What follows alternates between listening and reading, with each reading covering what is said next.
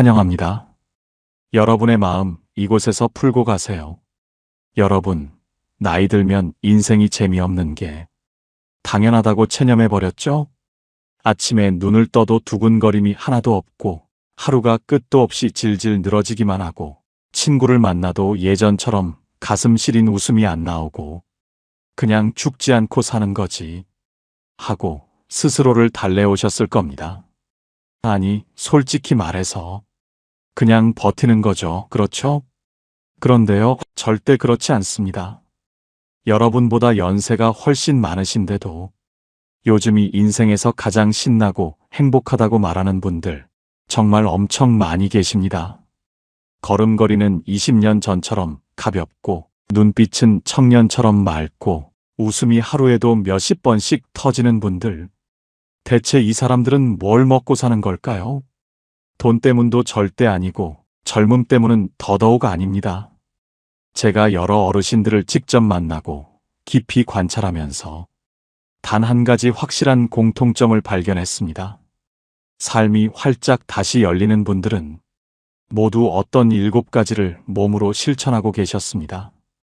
더 놀라운 건 그 7가지가 거창한 비법도 아니고 특별한 능력도 돈도 아무것도 필요 없다는 점입니다.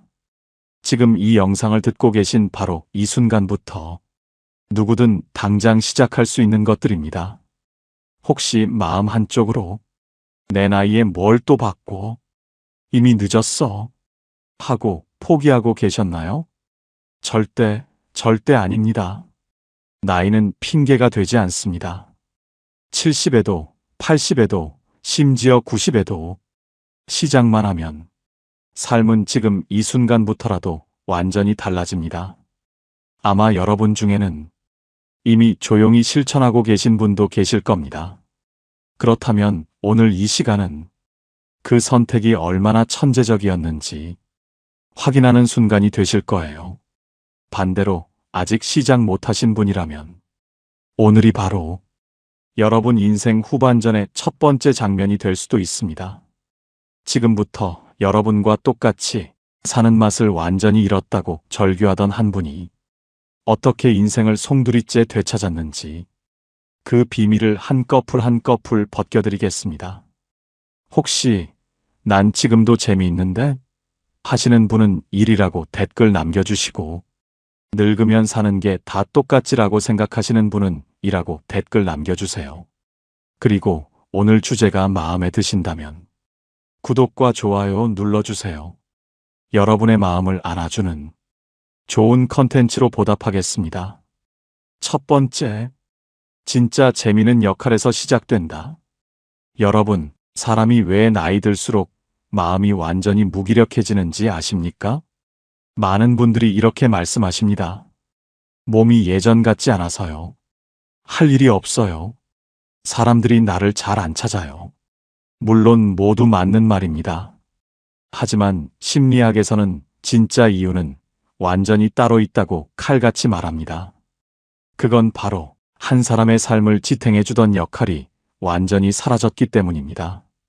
누군가의 아내로, 누군가의 엄마로, 누군가의 직장 동료로, 누군가에게 꼭 필요한 사람으로 살아오던 그 수십 년의 역할이 은퇴와 자식 독립, 배우자의 부재와 함께 하나둘씩 완전히 증발해버리면 사람은 마음 한쪽에 말로 도저히 설명할 수 없는 텅 빈 구멍을 느끼게 됩니다. 그 구멍은 점점 커지고 점점 깊어지고 어느 순간 그 구멍이 사람 자체를 완전히 삼켜버립니다.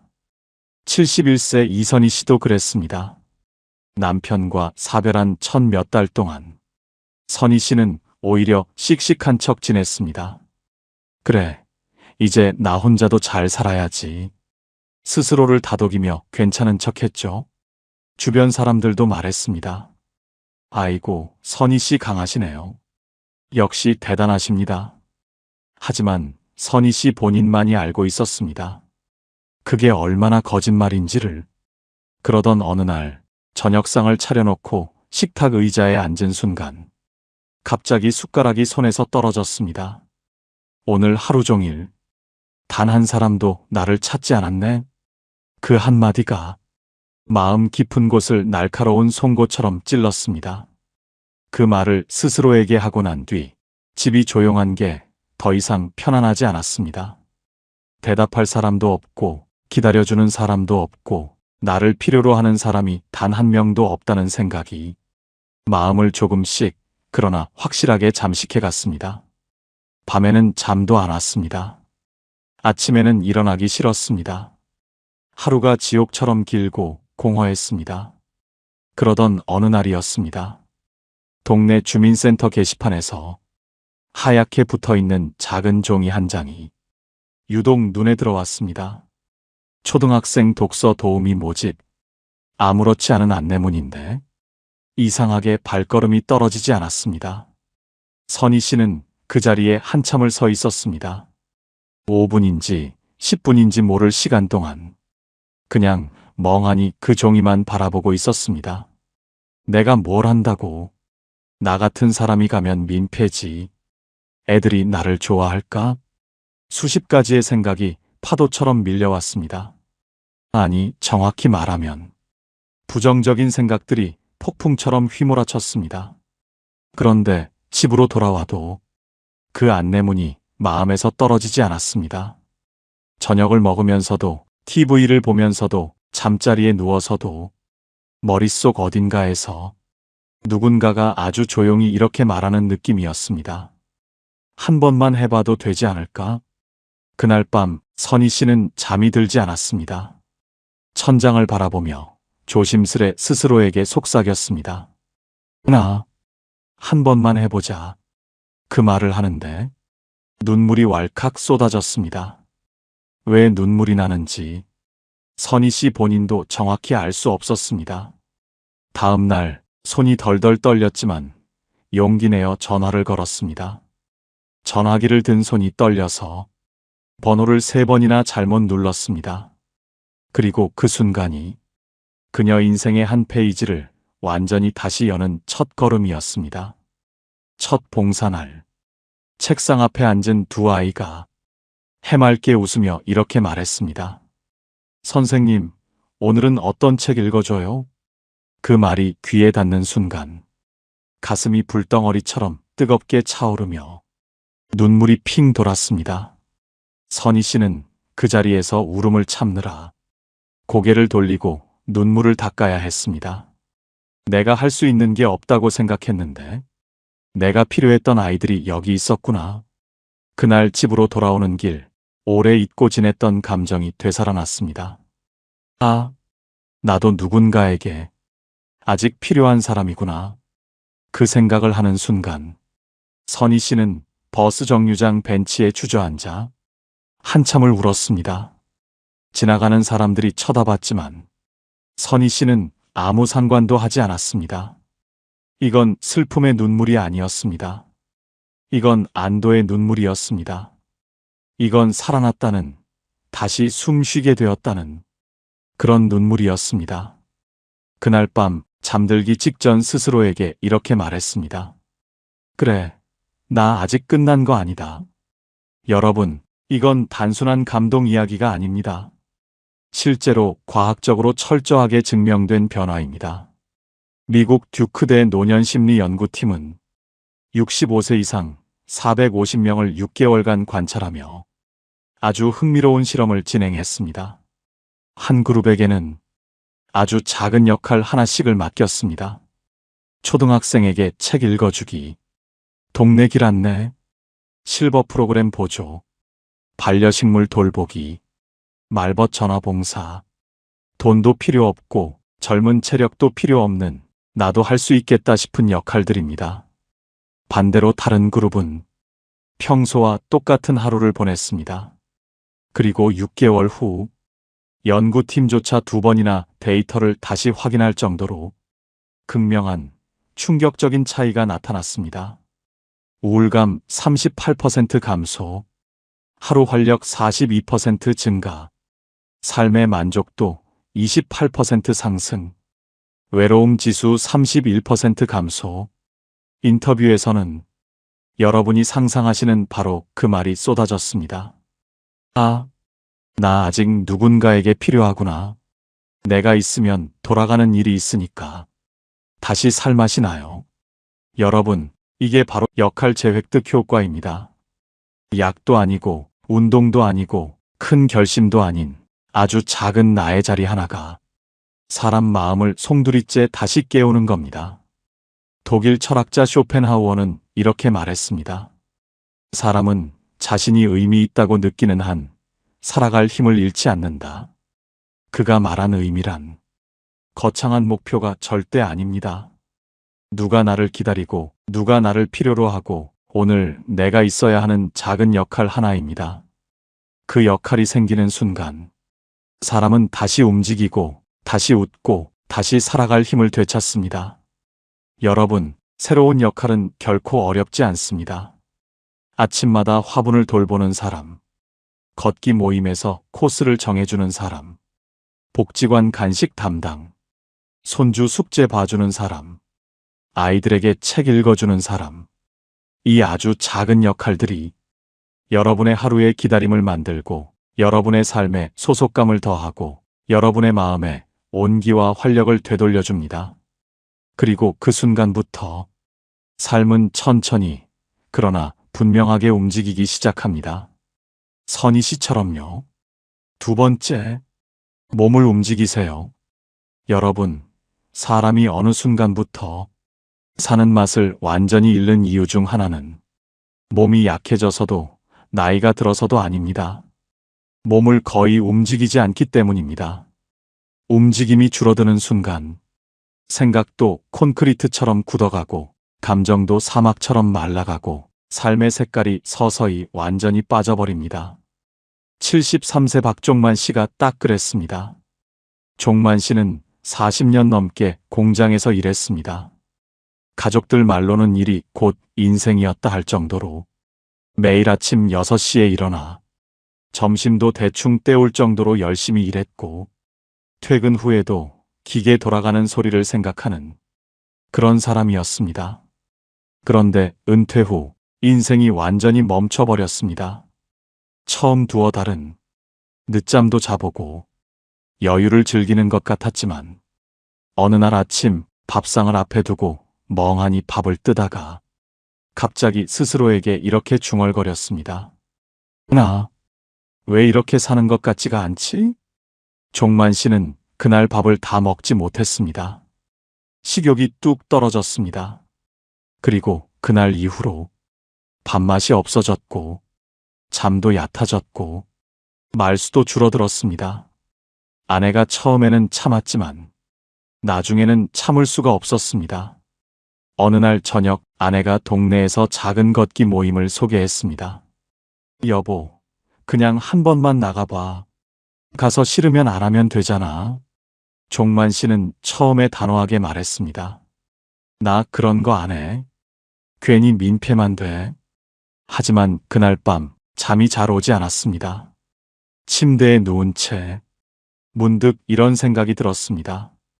그래, 하루에 10분이라도 걸어볼까? 다음 날 그는 운동화를 꺼냈습니다. 새 것처럼 깨끗한 운동화. 은퇴 이후 한 번도 신지 않았던 신발이었습니다. 먼지를 털어내며 종만 씨는 생각했습니다. 그래, 딱 10분만. 그렇게 생각하고 걸었는데 10분이 금방 지나고 어느새 20분, 30분이 되어 있었습니다. 그리고 그날 저녁 종만 씨는 20년 만에 처음으로 밥 한 공기를 다 비웠습니다. 그 다음 날도 종만 씨는 다시 운동화를 신었습니다. 그리고 아내에게 말했습니다. 걷는 동안엔 내가 살아있는 것 같더라고요. 한 달이 지나자 종만 씨의 얼굴이 완전히 달라졌습니다. 어깨가 펴지고 표정에 생기가 돌고 말끝에 힘이 생기고 아내가 먼저 울었습니다. 여보, 요즘은 진짜 사람 같다니까. 아침에 웃는 얼굴 보는 게 얼마만인지 몰라. 아내의 그 말을 듣고 종만 씨도 눈시울이 붉어졌습니다. 하버드 의대의 노년 신체활동 연구팀은 60세 이상 1,600명을 무려 8년간 추적 관찰했습니다. 결과는 충격적으로 명확했습니다. 하루 20분에서 30분만 걷는 사람들은 우울 위험이 47% 감소, 인지 저하 속도 42% 느려짐, 하루 활력 점수 35% 상승. 가장 놀라운 건 기분이 좋아지면 걷는다가 아니라 걷기 시작하면 기분이 먼저 올라간다 라는 사실이었습니다. 왜 이렇게 되는 걸까요? 과학자들은 이 현상을 이렇게 설명합니다. 우리 몸에는 기분 스위치 같은 것이 있습니다. 그 스위치는 머릿속 깊은 곳에 있는 편도체, 해마, 전전두엽이 연결된 회로인데, 이 회로는 이상하게도 생각보다 신체 움직임에 먼저 반응합니다. 쉽게 말하면 이렇습니다. 몸이 먼저 깨어나면 뇌가 뒤늦게 지금 활발한 상황인가? 하고 착각합니다. 이 착각이 바로 마음을 깨우는 핵심입니다. 예를 들면 몸이 5분만 움직여도 혈류가 폭발적으로 늘면서 뇌가 마치 비상등이 켜진 것처럼 자극되고, 이때 분비되는 노르에피네프린, 도파민 같은 물질이 불안, 우울 회로를 강제로 꺼버리고, 근육이 따뜻해지면 뇌는 위험 상황이 아니라 안전하구나 라고 인식하고, 그 즉시 스트레스 호르몬 코르티솔이 뚝 떨어지고 엔도르핀이 확 올라가면서 기분의 방향이 밑바닥, 중립, 올라감으로 바뀝니다. 그래서 걷기 시작한 지 딱 7분에서 10분만 지나면 기분이 이유 없이 올라가는 느낌이 드는 겁니다. 의사들이 이걸 움직임 유도 정서 반전이라고 부릅니다. 그래서 심리학자들이 이렇게 말합니다.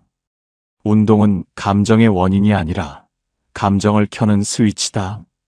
여기서 아주 중요한 사실이 있습니다. 잘 걸을 필요 없습니다. 많이 걸을 필요도 없습니다. 오래 걸을 필요는 더더욱 없습니다. 조금만 움직여도 뇌가 먼저 반응합니다. 10분만 걸어도 뇌는 지금 살아있다라고 신호를 보내고, 그 신호가 기분, 생각, 의욕까지 강제로 끌어올리는 것입니다. 프랑스 철학자 베르그송은 말했습니다. 생명은 움직이는 쪽을 향해 열린다. 살아있다는 가장 확실한 증거는 거창한 계획이 아니라 몸을 조금이라도 움직이는 행동 하나입니다. 그 한 걸음이 생각을 바꾸고 기분을 바꾸고 삶의 방향을 완전히 다시 열어줍니다. 여러분, 운동을 잘해야 하는 게 아닙니다. 많이 움직여야 하는 것도 아닙니다. 하루 10분 동네 한 바퀴, 집안에서 왕복 몇 번 걷기, 가까운 마트까지 걸어가기, 아침에 창문 열고 스트레칭 1분. 이 작은 움직임이 여러분 마음의 불씨를 다시 살립니다. 몸이 움직이면 마음이 먼저 깨어납니다. 이건 나이가 들어도 절대 변하지 않는 진리입니다. 박종만 씨처럼요. 세 번째, 평생 한 번도 안 해본 것 10가지를 적어라. 여러분, 우리는 평생 수많은 일들을 해오며 살아왔지만 정작 나만을 위한 새로운 경험은 거의 하지 못하고 삽니다. 가족 챙기느라, 일하느라, 아이들 뒷바라지하느라, 부모님 모시느라 내가 하고 싶은 일은 늘 마지막이었죠. 아니, 솔직히 말하면 내가 하고 싶은 게 뭔지조차 생각해 본 적이 없었죠. 그 결과 나이 들어서 갑자기 시간이 생기면 이상한 공허함이 쓰나미처럼 찾아옵니다. 내가 뭘 좋아했더라? 나 뭐 하고 살아야 하지? 72세 김말순 씨도 그랬습니다. 남편과 아이들을 위해 살아온 인생이었습니다. 막내 아들이 결혼해 집을 나가면서 말순 씨의 하루는 갑자기 텅 빈 종이가 되어버렸습니다. 처음에는 그래, 이제 쉬자 라고 스스로를 다독였지만 막상 쉬어보니 내가 아니라 시간이 나를 끌고 가는 느낌이었습니다. 어떤 날은 아침부터 TV만 켜놓고 한 번도 일어나지 않은 채 어영부영 하루를 쓰레기처럼 흘려보내기도 했습니다. 어느 날은 식탁에 앉아 차를 마시다가 갑자기 이렇게 중얼거렸다고 합니다. 내가 나를 위해 해본 게 뭐가 있지? 그 말이 너무 낯설고 너무 슬펐습니다. 말순 씨는 그 자리에서 울었습니다. 그러던 어느 날 복지관 강사 한 분이 이런 말을 했습니다. 여러분, 지금부터 평생 한 번도 안 해본 것 10가지를 적어보세요. 말순 씨는 처음에 너무 황당했다고 합니다. 아니, 내가 나이를 몇인데? 지금 와서 뭘 새로 한다고? 하지만 막상 적기 시작하니 손이 멈추지 않았다고 합니다. 꽃꽂이 한번 해보기, 나만을 위한 옷 하나 사보기, 카페에서 혼자 커피 마셔보기, 내가 좋아했던 노래 다시 부르기, 10년 넘게 안 간 바다 구경 가기, 손편지 한번 써보기, 새로운 음식 맛보기, 피아노 건반 한번 눌러보기, 사진관에서 내 얼굴 찍어보기, 그리고 나를 위하는 하루 보내보기. 적고 나니 가슴이 묘하게 따뜻해졌습니다. 아, 나는 어느새 내가 원하는 걸 단 한 번도 해본 적이 없었구나. 그 순간 말순 씨는 노트를 가슴에 꼭 안았습니다. 그리고 한참을 그렇게 있다가 눈물을 흘렸습니다. 이건 슬픔의 눈물이 아니었습니다. 이건 깨달음의 눈물이었습니다. 그날 밤 말순 씨는 첫 번째 목표를 실행했습니다. 바로 카페에서 혼자 커피 마시기, 창가에 앉아 따뜻한 커피 한 잔을 마시며 한참 동안 바람을 바라보다가 갑자기 눈물이 왈칵 났다고 합니다. 이게 이렇게 좋았던 거였어? 그녀는 말했습니다. 그날 이후로 내 인생을 내가 다시 쓰는 기분이 들었어요. 심리학에서도 이 행동을 극도로 중요하게 봅니다. 미국 UCLA 노년 심리 실험에서 65세 이상 320명을 대상으로 두 그룹으로 나누어 3개월간 관찰했습니다. A그룹, 평소 하던 일 그대로. B그룹, 평생 안 해본 것 10가지를 적고 그중 3가지만 실행. 단 3달 뒤 두 그룹의 차이는 극적이었습니다. 삶의 만족도 33% 상승, 우울지수 41% 감소, 자존감 37% 증가, 미래 기대감은 무려 50% 상승. 연구진은 보고서에서 이렇게 말했습니다. 새로운 경험은 뇌에서 젊음 회로를 활성화한다. 사람은 나이를 먹는 것이 아니라 새로움을 잃을 때 늙는다. 이 말이 정말 정확합니다. 독일 철학자 니체는 말했습니다. 새로운 경험은 우리 영혼을 다시 젊게 한다. 그가 말한 새로움은 멀리 있는 것도 거창한 것도 아니었습니다.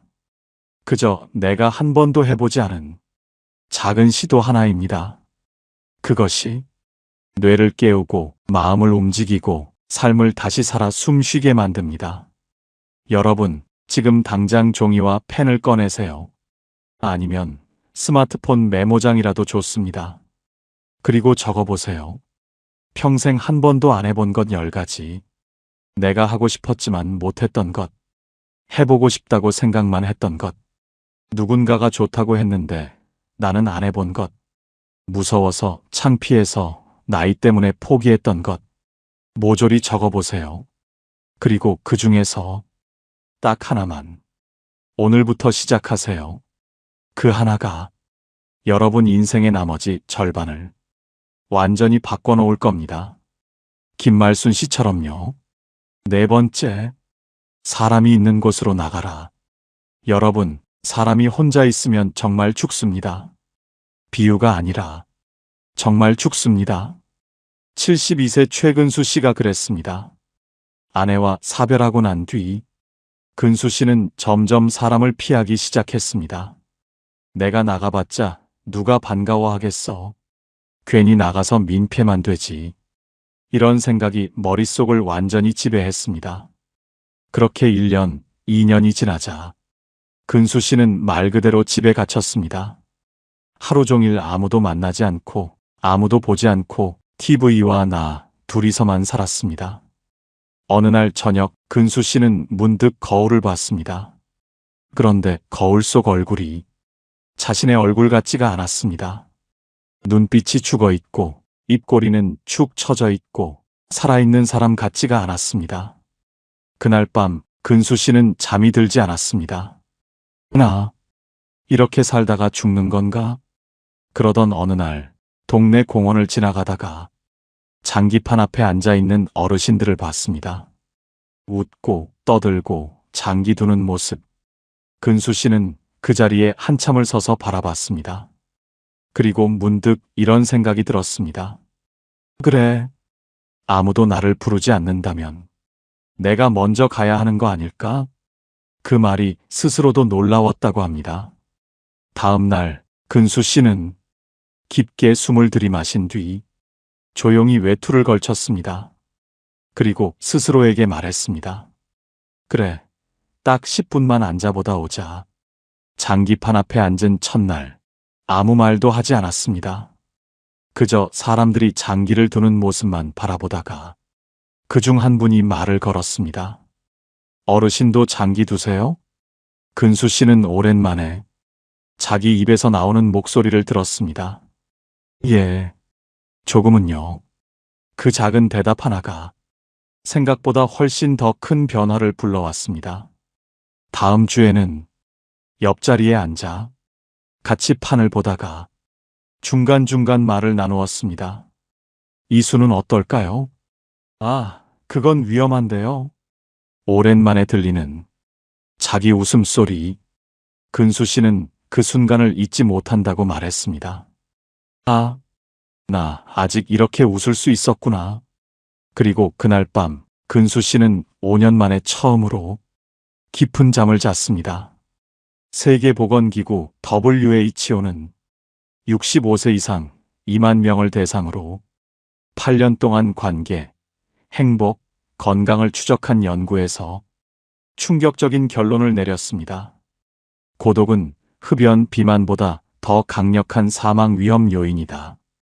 그리고 반대로 사람이 있는 곳에 꾸준히 나가는 사람은 우울증 위험 55% 감소, 치매 위험 40% 감소, 수면의 질 45% 향상, 삶의 만족도 31% 증가, 심지어 하루에 10분 대화하는 것만으로도 심박 안정 효과가 생긴다는 추가 연구도 있습니다. 왜일까요? 사람의 뇌에는 사회성 회로라는 것이 있습니다. 이 회로는 사람과 눈을 마주치거나 대화를 나누면 즉시 옥시토신, 세로토닌 같은 정서 안정 호르몬을 분비합니다. 즉, 사람을 만나면 뇌가 자동으로 치유 모드로 들어갑니다. 그래서 심리학자들은 이렇게 말합니다. 사람은 사람을 만나야 산다. 쇼펜하우어는 이렇게 말했습니다. 인간은 서로에게 가장 따뜻한 난로가 되어준다. 그의 말처럼 나이가 들수록 누군가와 마주 앉아 나누는 짧은 대화, 누군가의 웃음, 누군가의 관심 하나가 우리 마음의 체온을 다시 데워줍니다. 하지만 여기서 중요한 건 억지로 사람을 사귀라는 게 절대 아니라는 점입니다. 그저 사람이 있는 환경에 잠깐 앉아 있기만 해도 마음이 다시 움직이기 시작합니다. 조용히 앉아 있기만 해도 뇌는 나는 아직 세상과 연결돼 있다는 신호를 받습니다. 그 순간부터 마음의 얼음이 천천히 풀리기 시작합니다. 그래서 여러분께 부담 없이 할 수 있는 아주 작은 시작들을 알려드립니다. 하루 10분 장기 모임에 조용히 앉아보기, 동네 복지관에서 따뜻한 차 한 잔 마시기, 걷기 모임에 얼굴 한 번 내밀기, 교회나 절에서 강의 하루만 들어보기, 카페에서 사람들 움직이는 소리 들으며 잠깐 앉아있기. 그리고 여기에 여러분 일상에 쉽게 녹아들 수 있는 5가지 방법을 더 드리겠습니다. 동네 도서관에서 신문 읽으며 15분 머물기, 경로당에서 진행하는 노래교실, 체조교실 구경만 해보기, 시장 한 바퀴 돌며 상인들과 눈인사만 나눠보기. 공원 벤치에 앉아 산책하는 사람들 바라보기. 아침에 아파트 앞 놀이터나 정자에 5분만 앉아 햇빛 쬐기. 이 발걸음 하나가 여러분 마음의 문을 다시 열어줍니다. 그리고 어느 날 근수 씨처럼 문득 이렇게 느끼게 될 겁니다. 아, 내가 다시 살아나는 느낌이다. 5번째, 나를 아프게 한 사람과 거리두기. 여러분, 사람이 나이 들수록 가장 후회하는 게 뭔지 아십니까? 잘해준 사람에게 더 잘하지 못한 것이 아니라 나를 아프게 하는 사람을 너무 오래 곁에 둔 것입니다. 그 사람을 떠나기가 미안해서 혹시 관계가 틀어질까봐 나 혼자 참으면 해결될 거라고 착각해서 상처 주는 사람을 오랫동안 품고 삽니다. 하지만 여러분, 나이가 들수록 관계는 양이 절대 아니라 질입니다. 아무리 오랫동안 알고 지낸 사이라도 나를 지치게 하고 죄책감만 주고 함께 있는 시간이 유난히 불편하다면 그 관계는 이미 여러분에게서 수명을 다한 겁니다. 70세 김영복 씨도 그랬습니다. 평생 알고 지낸 친구가 하나 있었습니다. 술만 마시면 영복 씨에게 이렇게 말했습니다. 야, 너는 왜 그렇게 소심해? 그렇게 살면 손해만 보지. 도움 주는 척하지만 그 말투는 매번 사람 마음을 찌르는 칼날 같았습니다. 심지어 어떤 날은 영복 씨가 조심스럽게 자신의 걱정을 털어놓았더니 친구가 이렇게 말했습니다. 아이고, 그 정도 가지고 뭘 그렇게 약해지냐?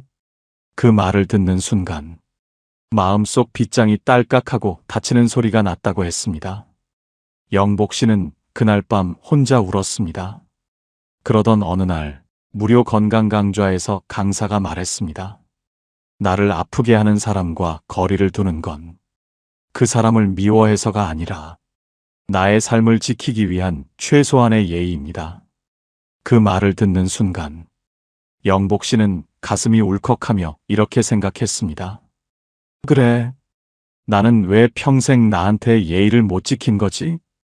그리고 눈물이 왈칵 쏟아졌습니다. 그날 이후 영복 씨는 조심스럽게 거리를 두기 시작했습니다. 전화가 와도 바로 받지 않고 약속도 한 번쯤은 미뤘습니다. 억지로 웃지 않았고 억지로 맞추지도 않았습니다. 그러자 놀랍게도 그동안 보이지 않던 것들이 보이기 시작했습니다.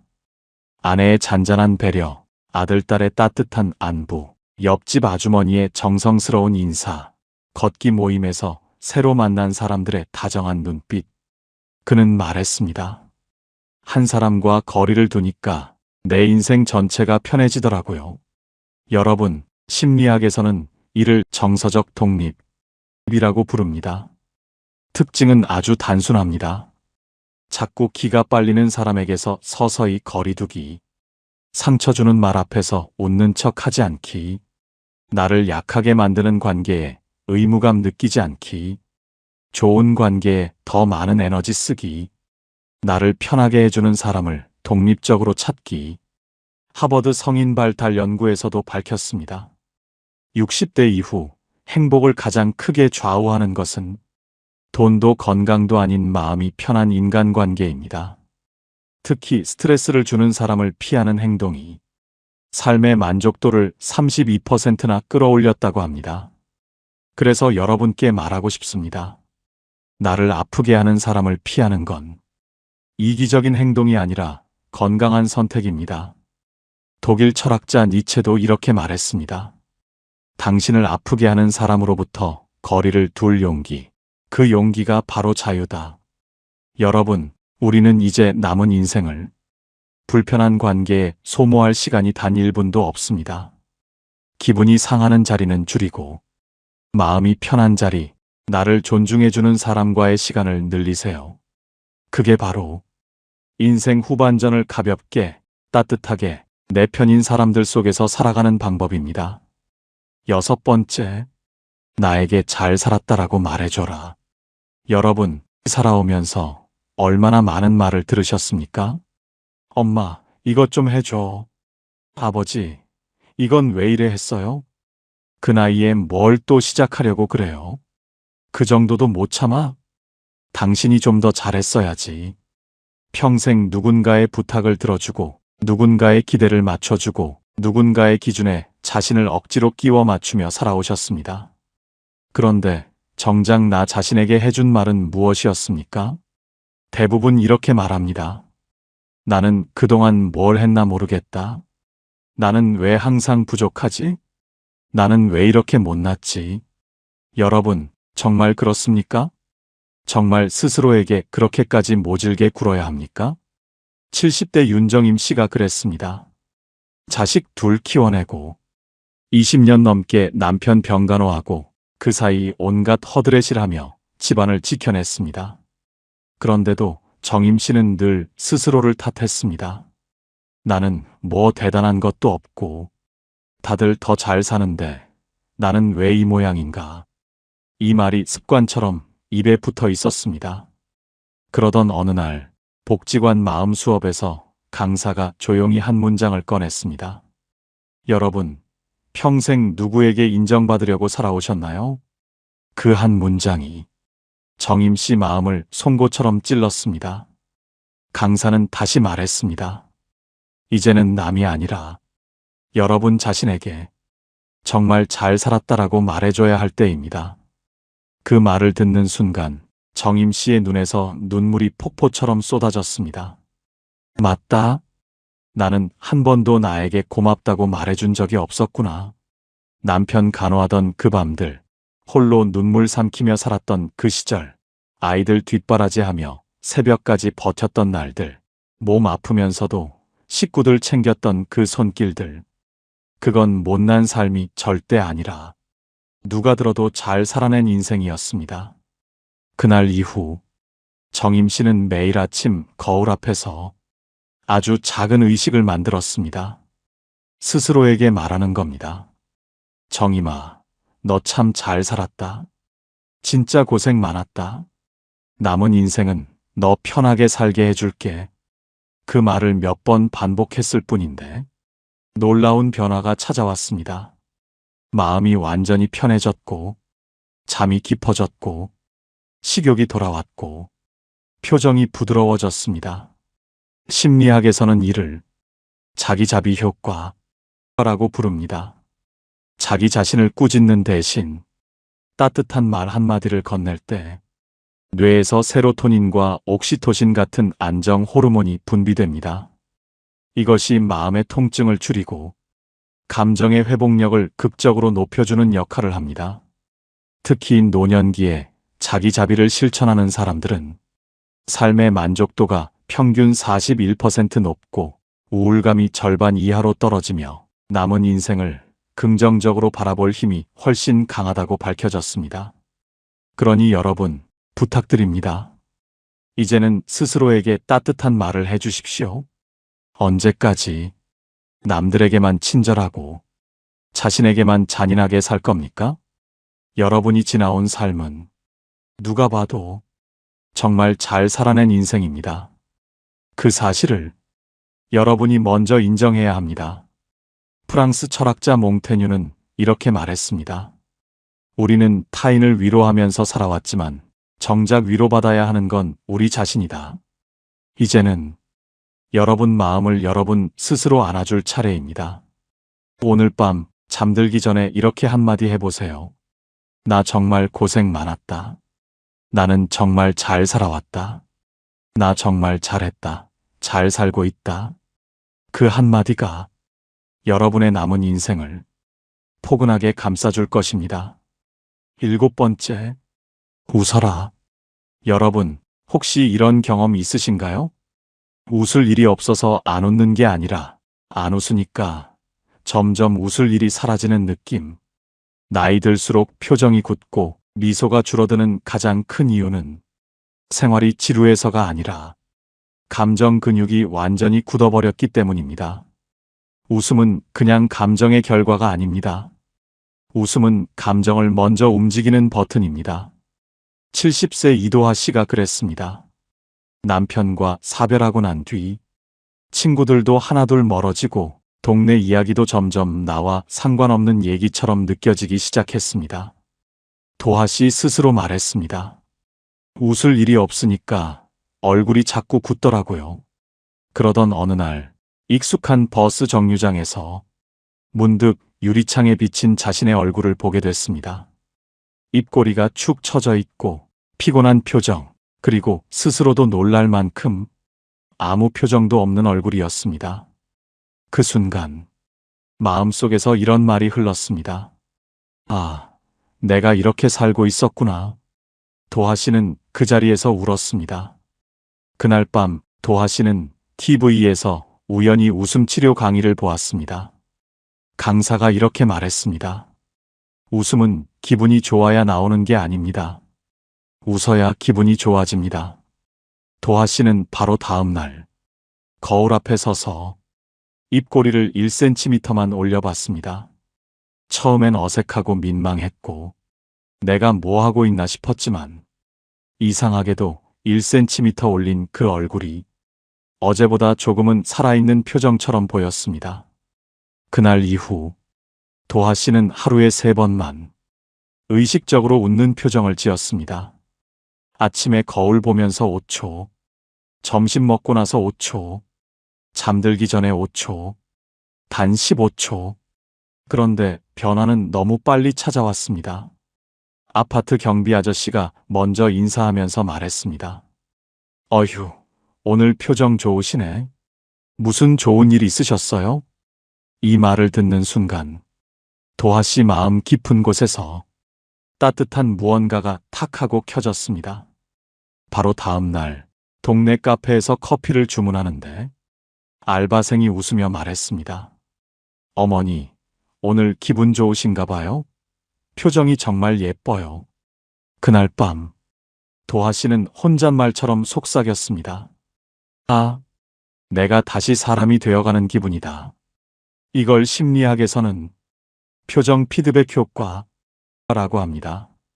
미국 스탠퍼드대 연구팀은 60세 이상 840명을 대상으로 실험했습니다. 한 그룹은 하루 3번 입꼬리를 10초만 올리게 했고 다른 그룹은 그냥 평소대로 생활하게 했습니다. 8주 후 결과는 충격적으로 갈렸습니다. 억지로 웃은 그룹은 우울감이 33% 감소, 스트레스 호르몬인 코르티솔 27% 감소, 기분 안정 호르몬인 세로토닌 22% 증가, 사회적 자신감 40% 상승. 연구팀은 이렇게 결론 냈습니다. 웃는 표정은 뇌를 속인다. 뇌는 입꼬리가 올라갔다, 즉 기분이 좋은 상태라고 착각한다. 그러니까 웃음은 기분의 결과가 아니라 기분을 만드는 버튼인 겁니다. 웃음은 관계에서도 엄청난 힘을 발휘합니다. 미소를 지으면 사람들은 여러분을 더 안전하게 느끼고 더 편하게 다가오고 더 대화하고 싶어지고 더 도와주고 싶어집니다. 웃음은 말보다 빠르고 선물보다 따뜻하고 나이보다 더 많은 걸 바꿉니다. 70대 이후 인간관계가 새로 열리는 분들의 공통점은 돈도 아니고 외모도 아니고 미소 한 번 지을 용기였습니다. 프랑스 철학자 파스칼은 이렇게 말했습니다. 미소는 영혼의 반짝임이다. 여러분, 억지로 큰 웃음을 만들 필요 없습니다. 의식적으로 입꼬리 1cm면 충분합니다. 거울 보며 5초, 걸으면서 5초, 잠들기 전 5초, 버스에서 자리에 앉을 때 3초, 카페에서 주문 기다리며 3초, 장 보다가 물건 고르면서 2초. 이 작은 웃음 습관이 여러분 삶의 색을 완전히 바꿉니다. 그리고 어느 날 도하 씨처럼 문득 이렇게 느끼게 될 겁니다. 아, 웃으니까 내 마음도 같이 웃어주네. 여러분, 삶을 돌아보면 후회도 많고 지나온 길 곳곳에 상처도 있고 견뎌낸 날들이 훨씬 더 많았습니다. 하지만 저는 이렇게 말하고 싶습니다. 여러분은 이미 너무 잘 살아오셨습니다. 가족을 위해 버텼던 날들, 몸이 아파도 식구들 챙겼던 시간들, 속상해도 아무 말 못하고 스스로 삼켜냈던 마음들, 그 모든 순간이 여러분 인생의 품격을 만들어 온 시간들이었습니다. 여러분은 부족한 사람이 절대 아니라 누구보다 단단하게 버티며 살아온 아름다운 사람들입니다. 그리고 이제부터의 시간은 누구의 눈치도 보지 않고 누구의 기대도 짊어지지 않고 오롯이 여러분 자신으로 살아가셔도 되는 시간입니다. 여러분이 좋아하는 걸 하시고 여러분을 편안하게 하는 사람들과 머물고 여러분 마음이 기뻐하는 선택을 하셔도 됩니다. 남은 인생은 누군가를 위해 사는 것이 아니라 여러분 자신을 다시 품어주는 시간이 되어야 합니다. 부디 오늘 하루는 여러분 마음을 꼭 안아주시길 바랍니다. 그래, 나는 여기까지 정말 잘 살아왔다. 이 한마디를 오늘만큼은 여러분 자신에게 선물처럼 건네주세요. 그리고 기억하세요. 여러분의 인생은 아직 끝나지 않았습니다.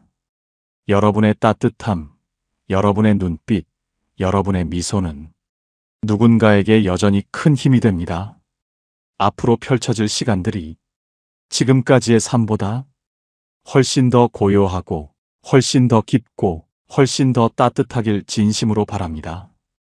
오늘 영상을 보며 여러분은 어떤 생각이 드셨나요? 여러분들만의 사는 재미가 있다면 경험과 생각을 댓글로 나눠주세요. 여러분의 이야기가 누군가에게 큰 위로와 깨달음이 될 것입니다. 오늘도 끝까지 시청해주신 여러분께 깊은 감사를 드립니다. 오늘 영상이 도움이 되셨다면 소중한 분들께 공유해 주시고 구독과 좋아요로 저를 응원해 주세요. 여러분과의 소중한 연결이 저에게 큰 힘이 됩니다. 오늘도 행복한 하루 되세요. 이상으로 마음 풀고 가세요 였습니다.